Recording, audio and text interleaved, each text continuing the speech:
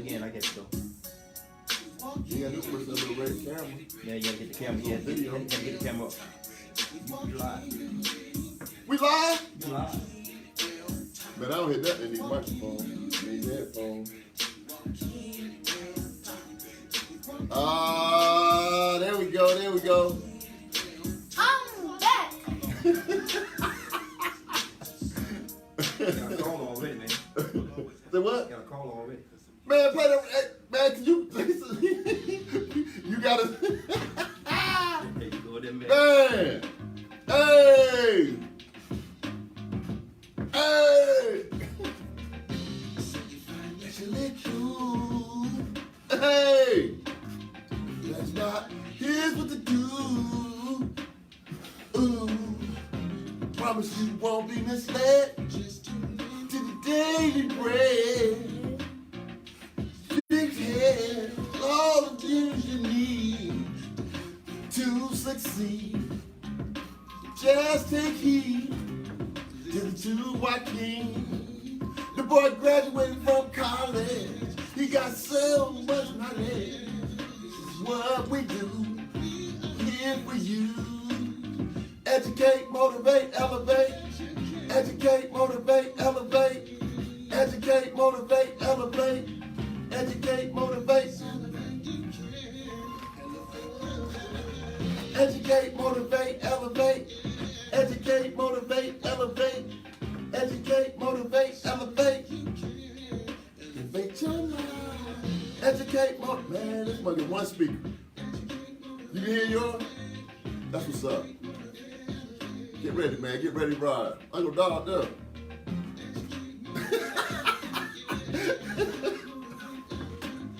Educate, motivate, elevate. Good evening, good evening, good evening. Good evening, good evening, good evening. What's up? Good evening, good evening, good evening. I need a little bit more hype than that, man. Good evening, good evening, good evening. What up? Good I'm evening, back. good Have you missed me? Did you miss me? Hey, man. Wait a minute. Hold on.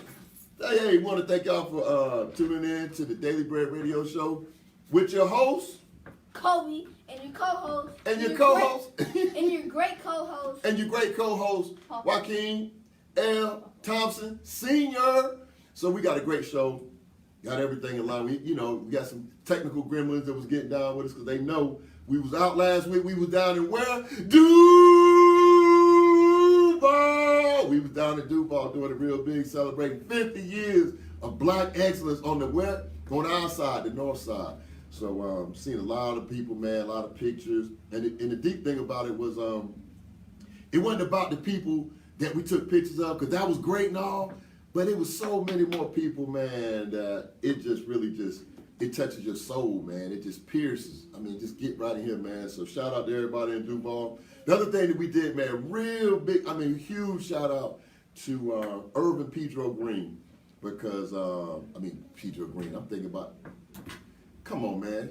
I know he's going to give me some whatever, but hey, Pedro Cohen, bro. Irvin Pedro Cohen, executive director of the Johnson Family YMCA, man. He was doing his thing, and he invited us out. We came over. We did what we had to do, man. And the only thing I can say about that is this brother is just incredible, man, because anytime somebody open up their facility to you, man, and say, hey, come on in, have what you want, do what you want. Man, we had an incredible conversation, man. Me and my co-host, Devin D. Coleman. Y'all make sure y'all stay up on that brother, man. He's doing some magnificent things in Jacksonville, in and around Jacksonville, on fatherhood, on mentorship. And we had an event last Thursday night, man. It was 90 minutes of just, man, it was life-changing. That's the only thing I can say. It was life-changing, man. And I went back and looked at the video. We got the video. We're going to release it, put it out on YouTube real soon. But I went back and looked at the video, and this lady gave a testimonial at the end. She was like, the thing that she liked most about the whole event was the information that we was giving out was so simplistic. Her 6-year-old, listen to this, her 6-year-old son understood what we was talking about. And we did that for 90 minutes. So video to come soon. And like I said, man, I got my host with me today. A lot of people have been asking about, even when I was down in Duval, people was asking me about, man, when your grandson coming on? So now I had to bring him back, man. So now we got the host. So what's going on, little brother? Nothing much. I've been asked for a long time, but I have to go. I have to be in school, but I'm not. Well, I am in school, but I'm just staying home. Okay, man. Speaking to the mic, man. You done did Okay, this enough times, man. Come on, man. You been outside. I've been here for a long time. Hey, man. Hey, ain't nobody here but men in here, bro. Man, speaking to that mic, man. Tell them what's up. Tell them what's up. What's up? It's your favorite host here, and I'm finally back. I've been asking for a long time, but I have to go. But I have to do school and stuff. So yeah, school first. Stay in school. Stay in school. Stay in school, kids. That's what's up, man. That's what's up. And the reason it was important for me to bring this guy back, man, because like he said, he's been after me for weeks. Like weeks. And I told y'all the story before when I was going to bring him on, and, you know, he was ready to come, and then my then my daughter came in and shut it down. She was like, he got a game. So then he was crying, he was worried about that. So, you know, I was able, I said, man, next time I get him. So we got him out here, man. We got the magnificent. We got the magnificent Kobe Walker in the house. And we got an awesome show for y'all. But for those of you that are joining for the first time, those of you that's joining for the very, very first time, this is the Daily Bread Radio Show. This is our 121st episode. And what we do on the Daily Bread on a weekly basis, we come on and we talk about personal finance. And in our world, and it's my belief that everything that we do is tied to personal finance. From what you wear, to where you go, what you drive, what you eat, what school you go to, what school you don't go to, who you married, who you not married, where you went on a travel trip, where you did. All of that's tied to personal finance. And so what we do each and every week, we come on. And the other thing that we always love to do is make sure that we create a safe environment, because a lot of times in our community, man, people are hurting, bro. I mean, real talk, people are hurting, they're confused. They in this place where it's really just a conundrum, where they don't know where to start. Like a lot of people want to start, they just don't know where to start. So what we do on the Daily Bread Radio Show is we try to tackle all these different issues, financial, personal finance, financial literacy. We laugh and joke. It don't matter if you had a bankruptcy, repo, you broke. It don't matter. The thing about it is you got to just man or woman up, first of all, and just say, hey, it is what it is. Start where you are, and then move forward. That's all you got to do. All that stuff that happened behind you, all the stuff people told you couldn't do, this, that, and other, don't even worry about none of that. Only thing you got to do is just stay focused, be ready to make a change, and take the information. The one thing that I always ask is that don't listen to the show for entertainment. This is not it's entertaining, but this is not for entertainment, right? So what we do, I take this very serious, because the only thing that I ask is if you tune into the show, is when you listen to the show and you're hearing these different things that impact your life, take some action. Just take some action, because we're gonna continue to cut the food. We're gonna always cut the food. We're gonna have a good time. We're gonna bring on different people. Like our special guest, man, we got him over here in the green room. When I tell you, this dude is, I'm about to bring on, man. Hey, I've been warning people in the studio, like, look, man, when this man come in, I know he look cool, mild-mannered. Don't play with this guy, man. This is a trained assassin. We got him in the house, man, and we're going to bring him on. But this brother, man, is heart good. He's so humble, but like we always talk about, once you get documented, don't trip. Don't slip up on something. Don't slip up on something. You go home with a knot on your head. You be like, say, what happened to you? Say, man, last thing I know, I was in there, I went to pop it off and woo-woo. So we got a trained assassin in the house, man. We got my frat brother, man. We got my frat brother Carly in the house, and we're super excited. Kobe got his question, and the thing about it is this, man. This is the deep part about all of this. When my guest sent me his bio on the way coming to the show, before we came to the show, Kobe told me he wanted to come on. I said, hey, okay, you got to prepare yourself. So I gave him the bio, let him read through the bio, as he's reading through the bio, he's like, Papa, he was like, I got a good question.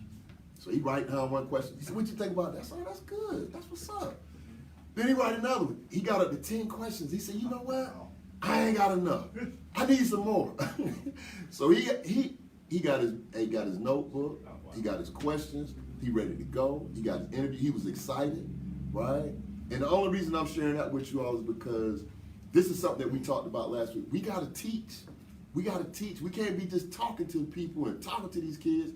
Do this, do that, go left, go. Now you got to teach them, reinforce it, and then be there for the correction.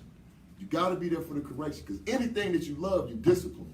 If you don't discipline it, you don't love it. If you don't discipline it, you don't love it. That means yourself too. So you know we big proponents about health, taking care of yourself. You know, go out, run, jog, walk, do something. But you just can't sit there. You got to do something. So you know, we really excited, man, to have my guests to come on and. We're gonna bring him on. Man. Come on up, Frat. You know, I ain't gonna do the. Oh, wait a minute, bro. You got your stuff on, bro. You can't. That's what I'm talking about, dog. You came ready. Dog said he came ready, man. He came ready. Look at this thing. Absolutely, I've become correct. That's what's up, team. Become correct. That's what's up, team. What's up? Hey, man, don't squeeze my hand like that, bro. Don't squeeze. All right, man, you got it, man. You got it, bro.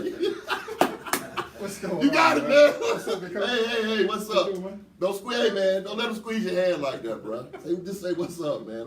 Hey, look straight ahead, bro. Don't look him in the eye, man. Don't look him in the eye. I need to tune in. That's what's up, man. So we got my frat brother on, man, Carl Lee, and the crazy part was me and him been talking about this show, man, for a while, and we just been, you know, from the chapter to the goddamn to the barbecue to the fish fries. To even we got a special group we call the Sixes, right? Absolutely. Even the Six group, we've been getting together in the Six. Like, man, you gotta come on, and then I said, man, I made it my business. I said, you know what, man, I gotta get Carly on so I can just, if nothing else, I can say I did, and we stood on our word. We did what we said we was gonna do. And then, dog, hey, I said, you came in with the stuff, man. You just wear your frat stuff in. Come on, why you ain't wear your suit and tie? How you just gonna come on, man? Just cause I'm the host, bro. You can't just. This is how we do, man. So this was all of the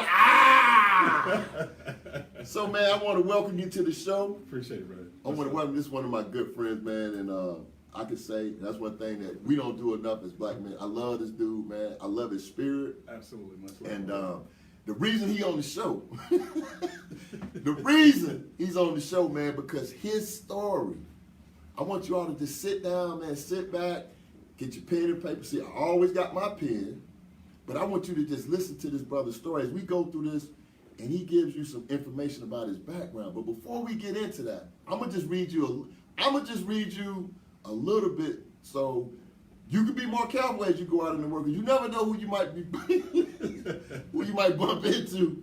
But listen to this. Listen to this, man. He sent me his bio. So we'll go into the top. We're gonna go into the top part, but I'm gonna just give you the highlights. And this is what it says. It says some. It didn't say all. Listen to this now. It says some of my black belt and under black belt accomplishments include. Now listen, man. That's one statement alone is like, wait, what? Listen to this. 2012 men's black belt grand champion in fighting. Absolutely. You hear that? Absolutely.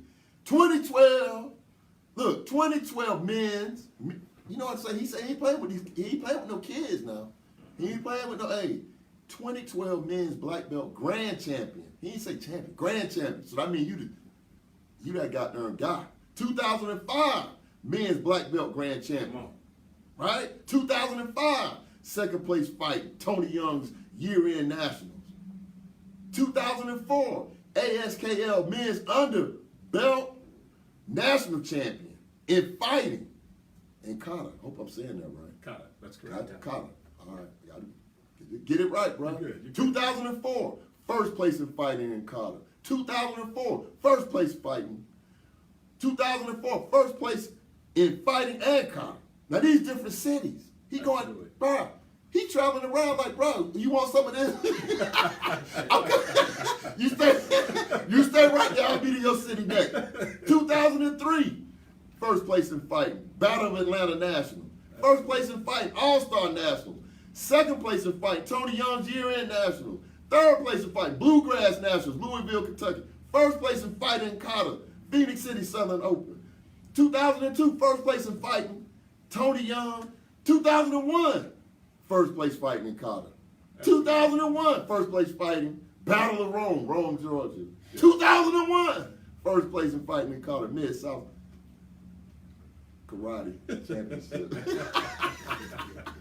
So, man, listen, and that's just some of them, man. So, Carl Lee, welcome to the show, man. Thank you, my brother. Me and Kobe, hey, we excited to have you on the show, Glad to man. be here. It's an So, honor to be here.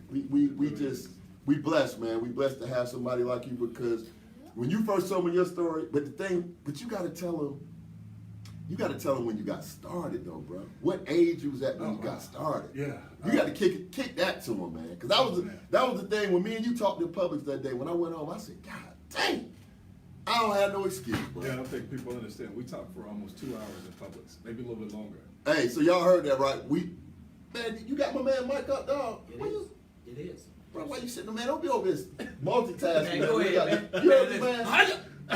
Yeah! Man, just being next to it, though. You ever notice that, man? You be around somebody just so you feel like, Yeah, you can do something. Best way to get the you want to do bacon the off. stuff, You go out to get the bacon and then the off. beat. Soon as you do, Oh, Lord. yeah, go on with that, man. Go on with that. No, but But pull your mic up, Carl. Yeah, Pull your yeah, mic mic up, up. man, so they can hear There you you. go. There you go. can you hear me? Yeah. Awesome. Okay. First of all, I just want to say thank you to you guys for having me on your show. Again, we've talked about this for a very long time, and I'm humbled to be here for anybody to even talk about my story. I thank God for the opportunity. First of all, my beginnings with martial arts was, believe it or not, man, I was 38 years old Wait a minute. when I got started. Time out. Yeah. See, this would stop me in Publix. 38. Bro, 38. listen now. Did you hear all that stuff I just said? Yes. Did you hear all them first? He started, listen, man, listen. That's when I came on, like when me and you had that conversation. Yes. The next week when I came on the show, I was telling my audience, I was like, bruh, this brother got started at 38. He ain't come on, oh, I always dreamed of being Bruce Lee, bruh, you got started at 38? I got started at 38 years old with my son. At the time, he was 6 years old, and he was a big fan of Power Rangers. So at the time, we thought it was a great tool to get some leverage, out of getting some things done around the house by having him, watch Power Rangers. And as we were going through a grocery store one day, he saw this class, and he was fascinated by it. And it was a karate class. The long and short of it, we, had to let him know that, what the Power Rangers was doing was karate. Mm-hmm. He made up his mind then that he wanted a black belt. He wanted to learn how to fight. So like most parents, I got him enrolled. He was 6 years old at the time. But I found myself at some point, kind of like a lot of parents do, trying to live through their kids. Right. In other words, you're pushing them up to do something that you haven't done yourself. Time out. Yeah. Time out. He dropping these nuggets already. Did y'all hear that? Trying to get your kids to do something that you ain't do. Absolutely. And I felt it upon myself after about a year and a half when he was in the class. The instructor came over to me and he told me, he said, hey, had you gone to class with your son right now, or our adult class, you would have been like an orange belt by now, or a green belt. Keep in mind, I came to every one of his classes for a year and a half, 2 years. So I was actually invited out on the mat one day to join with the kids because my son had really reached the ceiling. He wanted to obtain his black belt by the age of 10, which was 40 years later. So I wanted to make sure, just like this young man here, we don't teach our kids to fail. So you wanted to make sure that he follows through with it. So I had to get out there and set an example. So that example started me in martial arts, and that's when I realized my real true passion. For someone that had smoked cigarettes, had drank alcohol, and a bunch of other things, it was probably one of the most rewarding things that I've ever gotten into in my life, and I found my first real passion on the mat at 38 years old. We went from there, we went from small tournaments, very local tournaments, to regional tournaments, and eventually to national tournaments. So it got to the point where no one could ride home with us in the car because of the success that we had, because the trophies were so incredibly huge. It was almost like an addiction, but it was also something that we were very focused on actually doing. So it worked out. 4 years later, my son obviously became a black belt before I did. So by the age of 10 years old, I was actually bowing down to him. But it was one of those things that, again, it was so rewarding for both of us that we continued to do it and started teaching, and just one thing led to another. Ended up opening up various different programs through church organizations and so on within the community. And I met one of the greatest instructors of all, Master Tony Young, which is down in Union City. That's my sensei. Master Tony Young is an 8th degree black belt in Goju Karate. So that's who I follow. Dang. That's pretty much my story in a nutshell, my friend. Man, see, listen, man, listen. In that chair that you sitting in, right? In that chair, man, it's been so many great people. I mean, we had, man, we done had Famous Amos. Wow. We done had a man sitting over there that made $600 million. Wow. We done had the young lady who was the right hand. She's the lead dancer for Beyonce. Oh, wow. Man, we done had Joe Robb. Yes. We didn't That's have, such a- man, we didn't have some of the greatest people. And the thing, see, that's the thing that people don't get about what I call greatness. When you great at something, you ain't got to, I'm the one excited, Yeah. right? He said, well, yeah, you know, and then, I just went out on the mat. Yeah, I did that. I just, and Nah, then, my son, he wanted to do it, so I just said, hey, I'm gonna do it. And no, bro, it says first place. So I'm gonna turn the Kobe. Go on and ask you a question, because I'm thinking, I'm too hyped. Go on, What's what you want happening? to ask me? My first question is, how did it feel to win first place in the All-Star National? Wow. Electrifying. It's very, very, very, it's a rush. What's even more about winning, it teaches you, more importantly, how to win off the mat. That's the real thing. Learning how to focus and understanding when you're winning. So when you're winning, it's just like when you're in the classroom. You realize of all the things that you've been trained to do, you actually get a chance to exercise those. So when you see that happening, you know when you're gonna win. You know when there's 10 guys that actually start fighting, then it comes down to 6 guys and 4 guys and 2 guys, and only one of you are gonna go home that's gonna be undefeated. So it's a great feeling to know that everything that you've learned, you get an opportunity to put it to use right there in front of you. So always remember everything that you've been taught and everything that you've been trained. So continue to practice it. I think it was Tom Osborne that says that luck was when preparation meets opportunity. So that's what you want to do. Continue to prepare every day. You're going to get an opportunity. It feels real good to win. Man, what else you got, Cole? What motivated you to do karate? Very good. Wait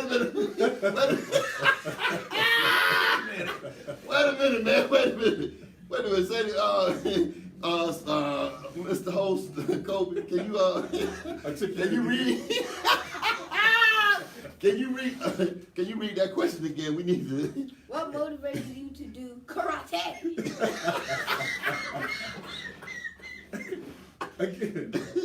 Again, actually, my son.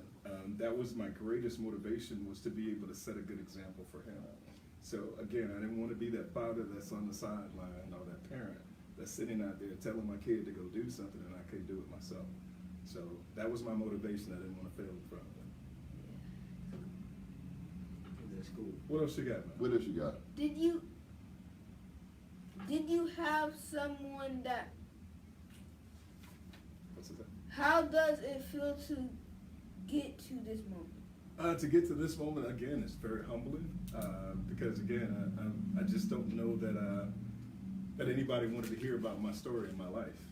My life is just that, and I try to stay in the background, very humble. But it feels good to be able to get to this point that someone thought enough of me to be able to share my story. And this guy right here, of all people, right here, great dude. Hey man, listen. Absolutely great too. Listen though, wait, hold up. I got a question. What's good? Bruh, because when we was in that Publix, man, I went away. I was like, it's crazy when you meet somebody, you're like, oh yeah, I know Carl Lee, and we had been joking around, we'd been a couple of this stuff. But when we was in that Publix, I was like, wait a minute, you started out at 38. Absolutely. I don't think people understand the magnitude of the amount of time, effort, and energy that you had to put into it Absolutely. to become a grand champ. I need you. If you don't tell them the story of, and I think that was the one when you were sharing with me about becoming the grand champion. Like when you won your division, Right. and then you fought everybody that won their division, and you Absolutely. still was the top guy. Absolutely. With a grand champion, so to speak, when there's a tournament, there are all these different categories, different weight classes. They're men, they're women, the whole nine. But at the end of the day, they'll probably come down to maybe 8 different categories. So each one of those are a champion within their own right. Maybe it's, 15 to 30-year-old or whatever, and so on. There's just various different categories. But at the end of the day, they all get matched up together. So even if you've won and been a champion of your particular set for that day, you still have to go head-to-head all of the champions. So there's only one person that walks away that day undefeated. And I've managed to be fortunate enough to do that at least once in my life. That's what a grand champion is. It's very Dang, wait a minute, man. Yeah. Wait a minute. Wait. We done did basketball. We understand basketball, like all the Right. basketball. Bro, you saying it's 8 or 10 different? Are they all practicing the same art form? No. Or is it different art forms? No. The art forms various these are usually what we call open competitions. So when there's an open competition, it means just that. It's open to anything that's under that particular style. So for instance, martial arts is made of more than one set, so to speak. There's karate, there's kung fu, and there's taekwondo. And all have various different backgrounds, various different disciplines. But in an open championship, so to speak, you're welcome to come in as you are. If you've got a black belt on, you're a black belt, and you're registered, and you're not registered, but you're recognized as a black belt. So it really doesn't matter. So coming onto the mat, you're a black belt. Nobody cares about your age. Nobody cares that you just got your black belt last week or you got it 30 years ago. Black belt is black belt. Men's division is men's division. Heavyweight is heavyweight. Nobody cares that you're 38 years old. Nobody cares that you're 30 years old or 15 years old. You've got to go and actually show what you've been trained to do. Some of us can do that better than others. And I thank God that I've been just pretty fortunate over the years to have reached some plateaus that some people haven't been able to reach. Man, that's greatness, bro. When you talk about greatness, when you said that, I was like, it's one thing for you to win your division, right? And I always use it as a metaphor. It's like, it was one thing for you to win in your division. Like, man, I was the light heavyweight champ. Like you said, look, not only was I the light heavyweight champ, but when we finished with that, when we finished with that, and they lined up all these other jokers, I went through all of them too. So when you, I mean, man, just to, I'm like, when you finish with that, man, and they look at you, they like, bro, that's. When you come to the bathroom, I'm just be like, shit, let me get a who come? They look at their seat, they be like, man, who you got in there? Who you fighting, dog? Who you got? Carl Lee. Exactly. Dang, boy. You know, our instructor, man, would always prepare us, and one of the things he would always say, his motto is, train hard and win easy. So the stuff that we actually see on an ongoing basis, especially on Thursday nights, our instructor did what's literally reminiscent of pickup basketball. So pickup basketball, he has a studio in Union City, Georgia, which is really for pickup karate.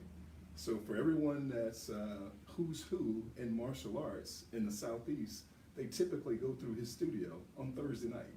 Tonight they will be there. So that's what I've done for probably the last 20 years. So if you go through Tony Young's studio, whether you're a member or a student of his, you will be trained on how to handle yourself and how to fight in this thing that we call martial arts. So by the time you get out on the mat to see guys, you're not going to see too much more than what you see in the studio there on Thursday nights. On Thursday nights. Wow. So shout out to Master Tony Young. Man, I'm not, man. What else you got, Cole? What you got, Cole? What else you How got? many people do you have to go against in a tournament? That's a good question. It just depends. And again, we're talking about an open tournament. Some of the bigger tournaments are on a national basis, so to speak. And on a national basis, on a given Saturday morning, you might see 10 people in your division. You might see more than 10 people in your division, depending upon how big that tournament is. There's a big one here in Atlanta, Georgia. It's called the Battle of Atlanta, and it's been going on for a number of years, way before I even got started in the martial arts. But that particular tournament alone will probably be in the black belt division. I'm gonna say 20 plus competitors. And again, those are gonna trickle down to, at the end of the day, gonna be just one person that's gonna win the grand champion, okay? So train hard, win easy. Wee. Man, you got some good, what else you got, man? What you got, bro? What else you got? What do you like the most about karate? Wow, you got some great questions, man. You know, it's one of those kind of things for me, it's a lifestyle. Karate is not necessarily a sport for me. It's a martial arts form, true enough, but it's also something that has helped me to keep me focused and to keep my mind focused, and it helps me in every avenue of my personal life. It helps me with focus, it helps me with commitment. It makes you incredibly tough mentally to be able to get through things. You have to see through a process, and I'm sure my brother here knows about a process. I don't know about that. Yeah. I don't know Anyway, about that. yeah, next question. Hey, but listen to this one. Listen, dog. Now we talk of martial arts, and a lot of people, we throw that term around, and for most of us, it's being transparent. Sure. When we talk about martial arts, the thing that we think about is like Bruce Lee, Right. So everybody think about Bruce Lee, the fine drop kick, or somebody like what's the other guy name? I'm about to call him Jackie Young. Chan, so, Karate Kid. Karate Kid. right. Karate Kid. Right. No, man, I'm thinking about like Young Karate Fat. Kid. Okay, Karate Kid. But what does it actually mean to be in the martial arts? What does that actually mean? Oh, wow. First of all, the definition of martial arts is the art of punishment. Yeah, and a lot of people don't know that, and a lot of people don't understand where martial arts came from and how long it's been around, and so on and so on. Without getting into a very long story, it is the art of punishment. There were a group of people, a class of people, a culture that was actually enslaved by another group of people. They actually taught themselves how to fight as a result of really disguising what they were doing. So even the uniforms that we wear, everything means something, and it relates back to that. The uniform is something that they actually would do. It's called a gi, and it's white. It was reminiscent of their pajamas that they were actually using. So when the slave masters saw them late night, they would actually look as if they were dancing or that they were doing something else other than fighting. They were actually training and teaching themselves how to fight. The black belt itself that you see that's wrapped around and what that represents. That black belt itself started out not necessarily being the color black, but when you became someone that had completed your journey, your belt would be black. So everybody's belt started out white. Over the years, it got much more commercialized because people couldn't necessarily stand up to the test. So over time, your belt became black. So what it actually means to be a part of that now, it's huge because it's no different than your legacy or your lineage in terms of where you were born at. Pretty much the same thing. So we all have a lineage that we are from with regards to martial arts as well. Oh, that's deep. That's deep. And we got another question from Sure. The listening audiences. Who is or who was Confucius? Personally, I don't know who Confucius was, to be quite honest. I don't know. I'll be quite honest with you. All right, Kobe, next question. I don't know. What was your hardest fight? Oh, wow. Oh, wow. You would ask me that here today. No, listen, and look, he came up with these, Wow. right? My hardest fight, believe it or not, shouts out to a guy from your hometown. In fact, From we just talked Jacksonville? about it. Yeah. Mr. Clinton Kelly. Clinton Kelly. Yes. You know Clinton Kelly? Bro, I just seen Clinton Kelly. Clinton Kelly was, yes. Clinton Kelly? Yes, that's my partner. Back and forth. Yes. Bro, I just seen him this weekend. Yes. He from Goddamn Rebound. That's right. I was going to ask you about that. Yes. Brad's son out at Stanford. Yes. Playing football right now. Yes. Wow, we need to talk. Man, I just seen, dog, I was just with him this past weekend in Jacksonville. Kelly and I started at Master Tony Young's studio about 17 years ago together. When Kelly came from California, he migrated and moved here from California. I also came from California at the time, yes. So my toughest fight, when you ask about it, was always with this dude. So for 17 years, Kelly and I would ride back and forth. We train at the same school. We operate everything together. So he's the guy who made me who I am. He's a huge part of that. So Kelly and I would actually fight, and at the end of the day, the two of us would be the last two fighters actually standing.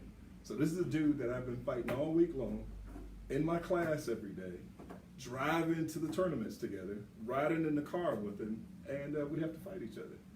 That was my toughest opponent. The only thing about Kelly and I that was great is that we were a few years apart. So at You some man, he point- young. He dog is if I'm 52, I think he's 51. That's right. That's Yeah, right. he graduated the year after me. He graduated Yes. 86. Yes. I came out of 85. Absolutely. That's my dog, man. Clinton Kelly. Man, Yes. man, this is bananas, bro.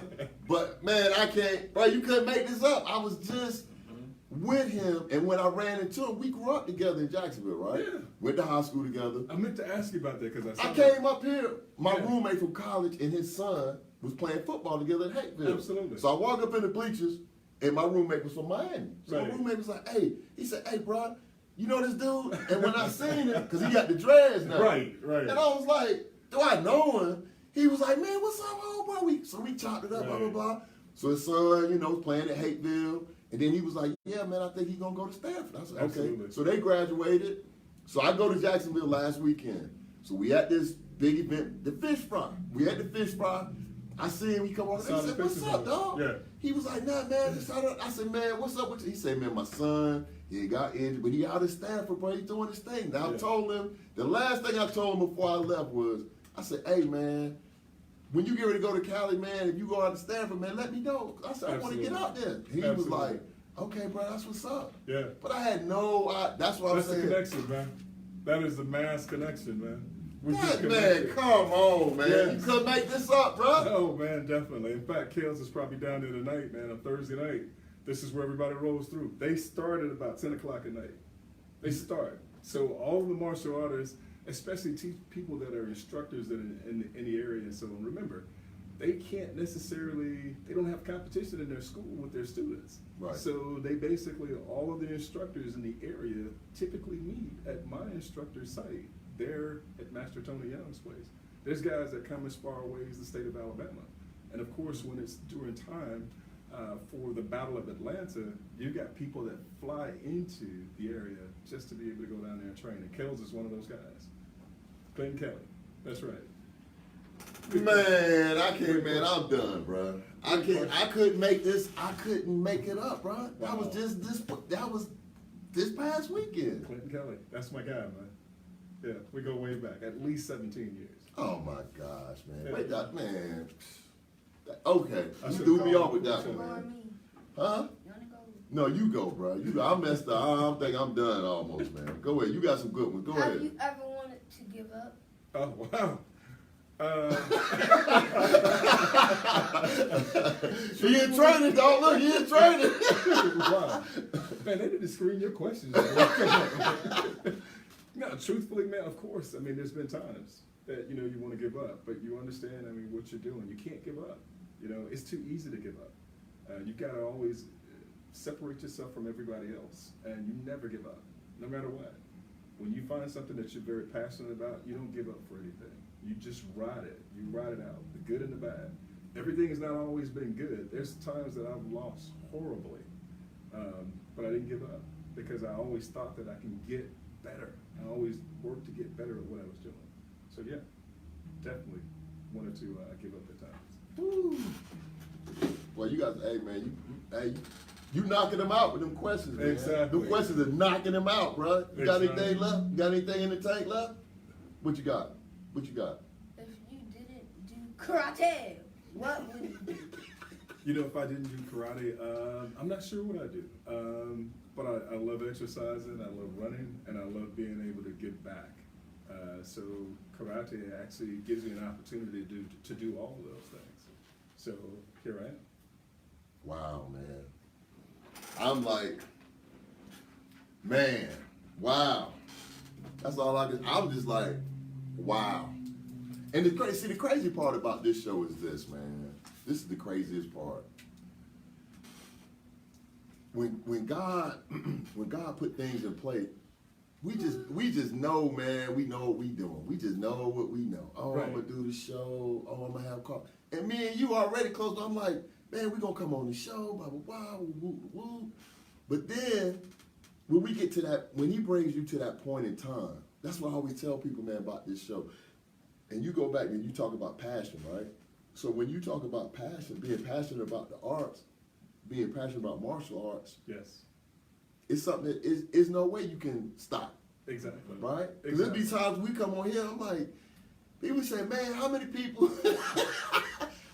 watch the show? I'm like, I don't know. It could have been one person, Exactly. right? Or it could have been a 1,000. But every time I come on, man, I feel like I'm in front of 1,000,000. Exactly. You know what I'm saying? So I get that, man, and the whole passion. But the thing that struck me, the biggest thing that struck me was the age. Because so many people, man, that I talk to, Right. you know, because the average athlete, right? Even if you was an athlete, like I played in high school, and even at 38, Right. to get started at 38, Right. and have this type of success, man, it takes sheer, I mean, that's just grit. Man. Right, because I'm sure when you started out at 38, you was fighting some young cats, Right. and they was getting it in. Right. So what was it that, like, what did you do to level the playing field? Like, Wow. what did you do to train in such a way where it's like, here's a cat that's 25, Right. and you at that point, like, you 41. Right. Great question. You want something so incredibly bad. Let me just say this first. It was almost as if God had preserved my body. Because a lot of guys, to go back to what you're saying, were playing sports and so on, had bad knees, had every kind of ailment that you could possibly think of. I had no ailments whatsoever. I ran track in high school very briefly, I mean for like 2 seconds. But my body was pretty preserved. So for me, it was a matter of continuing to go out and improve myself health-wise, and never to give up. I lost a fight in Louisville, Kentucky as an underbelt many years ago. And that one loss just kind of turned everything around for me. I lost because I was tired. I lost because I gave out a breath and I was tired. And I said to myself again, if I ever lose again, I don't want to have that to be the reason why. So I trained incredibly hard. And you have to look at it like this. You have to do what you think that your competition is doing. You have to do the things that your competition is not doing. So on a day when it's cold outside and, I don't know, temperatures are very frigid, so to speak, I would be outside running. So when it's 95 degrees outside or 100 degrees outside, most guys would be inside training or whatever. I would be out on the pavement training because I wanted to make it so hard in terms of the conditions that once I did get an opportunity to fight on the mat on the inside of a place, it would be a lot easier for me. And it just worked out over the years. So again, train hard, win easy, and take that off the mat and take it into your personal life as well. That's where the difference is. That's how you separate the difference between those that win and those that don't. You can't get in this place to where you're just so complacent and you're always just comfortable. You have to go outside of your comfort zone in order to be able to be successful. The mat is no different. It'll teach you. Go ahead, bro. You got it, man. You dropping some wisdom in here, man. What God. was your childhood like? What was my childhood like? It wasn't karate. I had a pretty good childhood. I had a decent childhood, but I can say this for a fact. I wasn't the stature that you see now. As a child, when I graduated from high school even, I wasn't 6 feet tall. I probably weighed maybe 150 pounds. So my childhood was one that I was a real skinny kid. Not necessarily shy, but I was not someone that was, I didn't have a whole lot of success, put it that way. Again, it was almost as if God had preserved me as a young man to be able to step into my dream at age 38 years old. So, had a good Wow. childhood though. Wow. Yeah. Wow. Man, you dropping some. Oh, man. You got some good questions, I man. like his questions, man. You know what I'm saying? Yeah. You done? You done? You got one more? All right, You go got ahead, some? man. Okay. In all the matches you've been through, what's your favorite one? Wow. Oh, man. Probably the last one that I did Grand Champion because, again, there's a rush that goes with becoming a champion. You realize that you're getting to a point where you're about to win, or you could win. So your heart is beating out of your chest like this, but you got to be cool about it, and you've got to really regulate how you feel. So that's probably my greatest moment, knowing that I was screaming on the inside, but I had to wait. And even though you deserve an opportunity to be here, you still got to perform. So just like the classroom, I'm keeping going back to that. No different from the classroom, and when you get on the job as well. But that's where that comes from for me. That was my opportunity, or the greatest opportunity for me in terms of winning a grand championship. Wow. And then on top of all of that, your background is in accounting. Absolutely. So you like the movie, The Accountant. Oh, that one. You like, look, I was reading your, yeah. So you like, dude, you put on your little glasses, you have on your suit, they be saying stuff to you, you be like, no, okay, I'll get the ledger ready. Little do they know, little do they know, like, what, the numbers ain't right. I'm not You're that like, guy. hey, no problem, I'll give it to you, no problem, oh, no, hey, no problem. Six of Little them. do they know. I'm not Little that do guy. they know. When you catch him in that little car, hoorah! It's like, oh, who did that to you? Carl. Like, no, Carl don't do that. That Carl, no, Carl wouldn't have. Oh, he wouldn't hurt anybody. Right, Like, yes. man, you be like, okay, watch this. Like, watch this. But man, that's deep. I mean, that's just. It just shows. To me, man, it just shows. Again, just going back to God, how multifaceted, right? Yeah. How multifaceted the African American man is. Oh, absolutely. You know what I'm saying? Because like you saying accounting Yeah. and grand champion.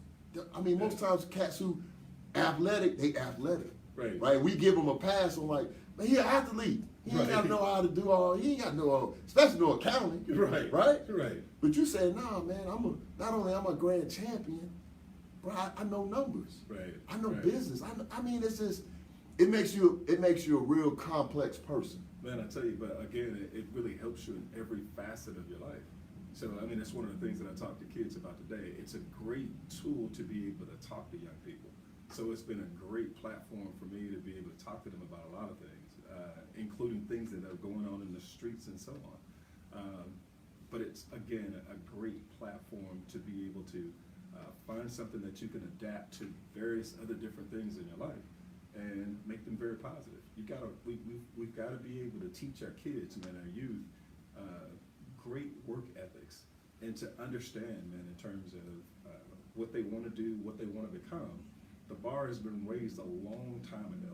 Nah, And for us, we can't let our kids just go out and just be lazy. nah, man. Martial arts allows us to be able to teach them how to work through situations. That's one of the things that we love about it. Wow, Yeah. wow.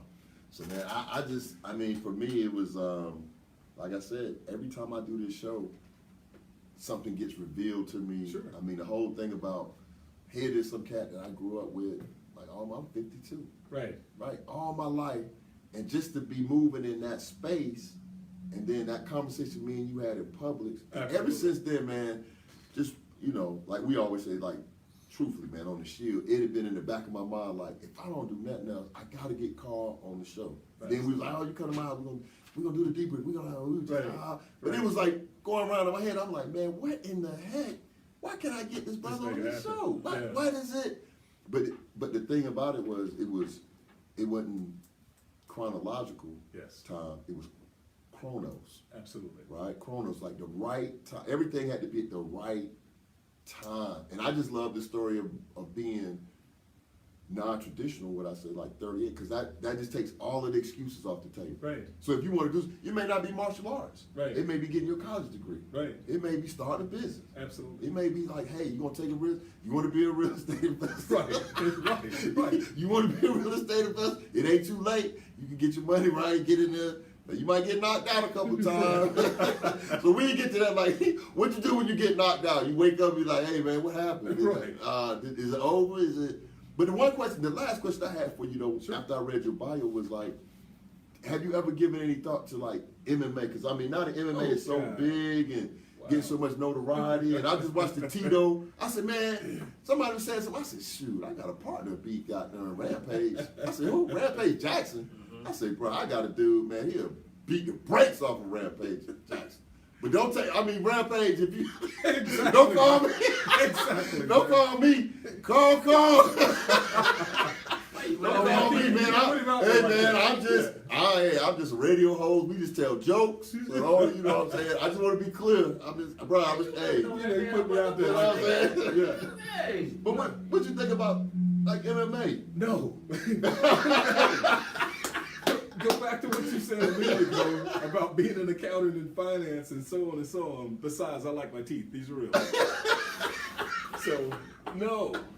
You say no? No. I mean, I love watching it. I think it's fabulous. I think it brings a whole lot, to the table with regards to people that want entertainment. Right. And I think it's just that. It's great, and I have a great deal of respect for the guys that are out there that are doing MMA.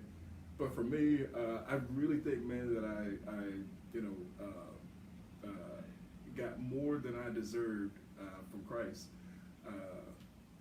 Where I am today, I never thought of myself to be able to be a black belt. I never, ever thought in a gazillion years that I would have this kind of success, let alone at 38 years old. So I know that I'm on borrowed time with regards to my blessings. Man. But no MMA for me. That's And you the grand champion. So I mean, you the grand champion in accounting. So when it Absolutely. come down to that, you be like, bro, ain't nobody. We're good, right? Nobody book's gonna be better than mine. nobody P&L gonna be better than mine. There you go. Right? But it's just, and it's something that I talked about on the show, which a lot of times, once you reach a certain pinnacle in whatever you do, right? So even when you look back, 20 years from now, you look back and you say, man, I was the grand champion in 2012. Right. That'll never go away. Like, you always gonna be the 2012 grand champion, Absolutely. right? Absolutely. So something like that, man, because we joked about that. I'm like, but once you reach a certain pinnacle, once you do a certain thing, it don't go away. It's like, you always the grand champion, Absolutely. right? You go back to the tournaments and be like, hey, man, that's Carl Lee. You, or 2012, hey, man, I was the champ, Absolutely. right? That's why you work so hard, man. Man. Woo. Okay. So man, so Carl Lee, what would be your advice to individuals if they either want to get into the arts or if they want to find out more about either classes that you're doing Absolutely. or ways that they can get them or ways they can get the little people involved? Wow. What would be your advice to them? Good question. Actually, go out to the nearest studio that's near you and watch and observe, but also do some research. I mean, don't just let anybody go out and teach or train you.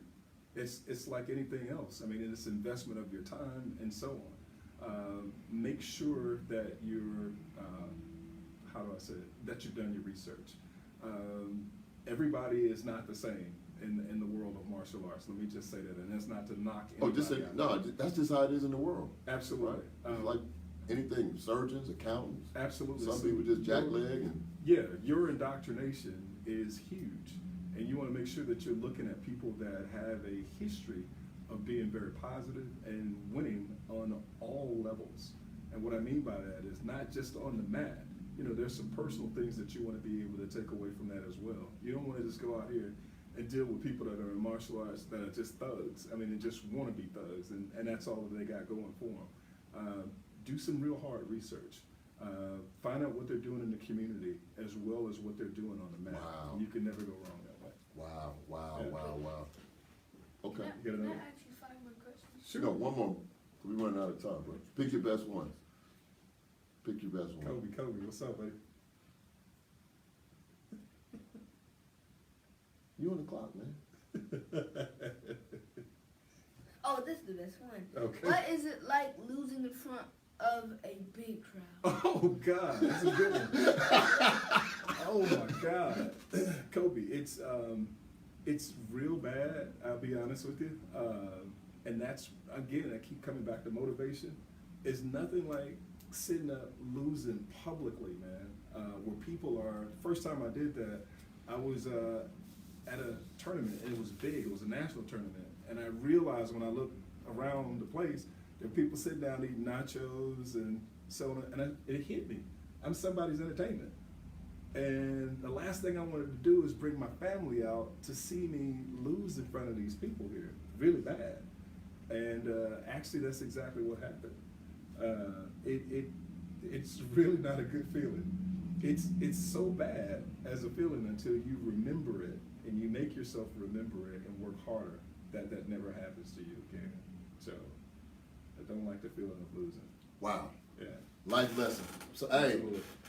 special shout out to my frat brother, my friend, my brother, Listen to the good brothers. Rue to the good bruh. So when y'all run into this bruh in the street, don't come with that, because it could be detrimental to you. That's all I'm gonna say, bruh. Could be detrimental to you. Just you never know, man. But want to thank. This is Wally Davis, and you are listening to the Daily Bread Radio.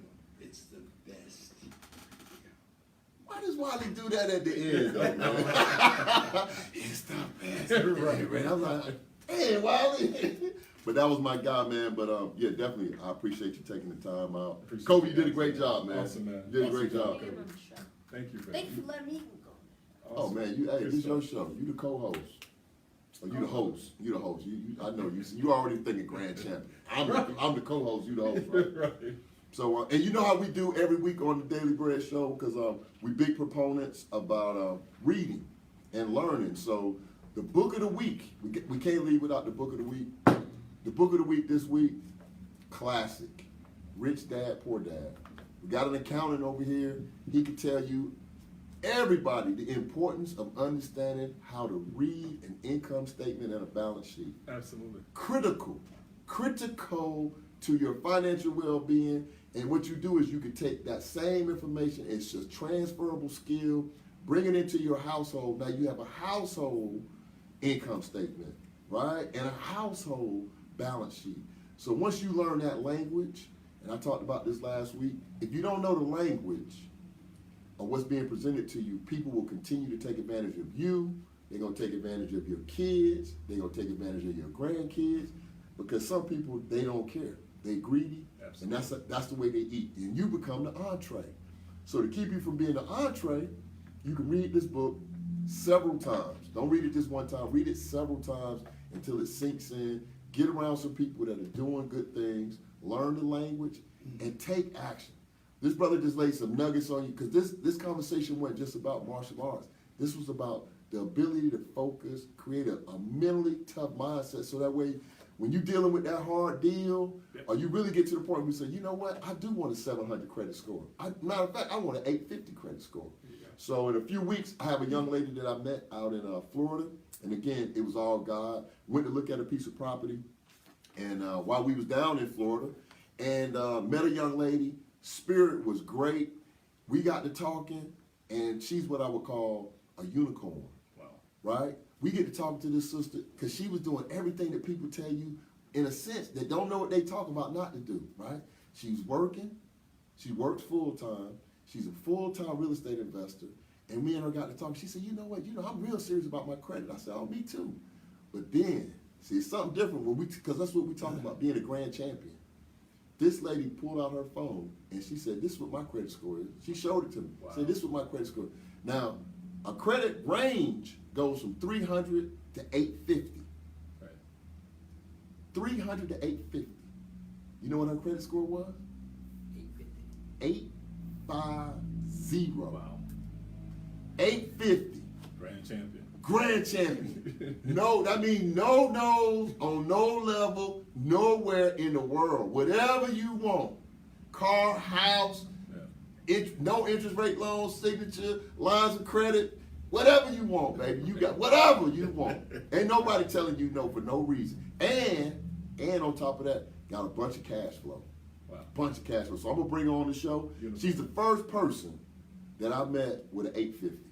I done met people with 800s, 815s, 790s, 795s, 85. She can't go no higher than that. She the grand champion.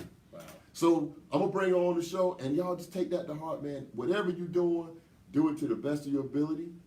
Like my brother said here, train hard, win easy. Absolutely. I'm doing that in the morning. I'm training hard, bringing this little brother with me, That's right. just to drop something on you. We got something going down in the morning. I've been fortunate enough being my business partner. We get ready to close on a piece of property, and when they talked about the closing was going to be in the morning, I said, you know what? I got to take Kobe with me. Perfect. Right? Because the thing about exposing kids early, you ain't just talking about it. I want him to sit there. I want him to remember, like, when he was sitting at the table with them other men and see that property That's right. exchanging hands and see what we do with it. So that way, as he grows in his mind's eye, he'll say, shoot, I could build that. I could buy that Right. at 8 years old. So I'm taking him, we going to a closing in the morning, and the first question he had for me was like, what's a closing? So I was like, good. So we in the right soil. So y'all continue to pray for us, continue to, tune into the show. Next week, we got an incredible show. We bringing a brother on. He's doing all his own producing. He's producing movies. I met him at a music conference, and his story is incredible, incredible, incredible. So bringing him on next week, and we we booked through mid-December with guests. So I don't know how we're going to do it, man, but we got guests coming from people reaching out to us and they want to be on the Daily Bread Radio Show. So I guess it's bubbling. I guess the word getting out. This is the #1 show on the internet. Hey, man. Hey, Carl. Get it, bro. What y'all say, man? Get it, man. Get it, man. Put one of them. Put one of them tacos in. This is what we do, man. This is what we do. Kobe, you did your thing, boy. You did your thing, man. Super proud of you, boy. Hey, y'all keep doing y'all thing, man. Stay positive. Stay positive. Keep chasing them dreams. Keep doing your thing. Hey, I'm right here. I'm at 121. I got to get up to 1,000 to be the grand champion at 1,000. I got to be the grand champion at 1,000. So I can got there, somebody come up on me, I'll be like, hey! You know what I'm saying? Hoorah! Whoop, whoop. You know what I'm saying? That's what we do, man. Bah! Ah! They think you throwing on the funk. Ah!